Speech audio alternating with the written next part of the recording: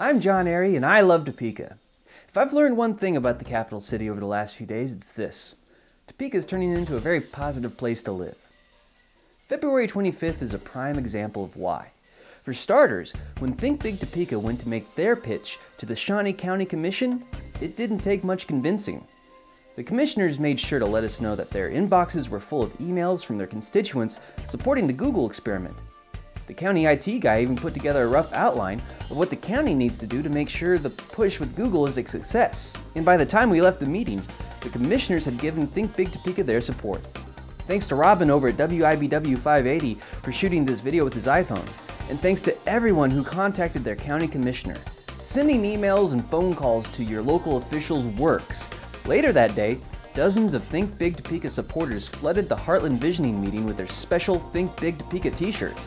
The folks over at Heartland Visioning definitely noticed us when we all stood up during the meeting to expose our beautiful new t-shirts. Think Big Topeka.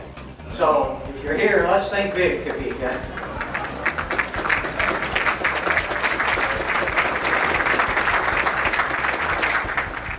Later, we made our voices heard on the microphone during the public comment portion of the meeting.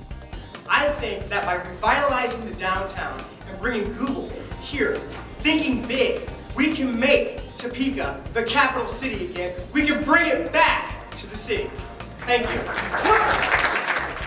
By the way, Heartland Visioning is working on some amazing new ways to revitalize downtown Topeka.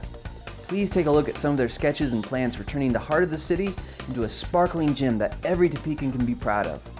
Thanks to Heartland Visioning for letting us make our voices heard. Something to talk about on the Facebook side of things.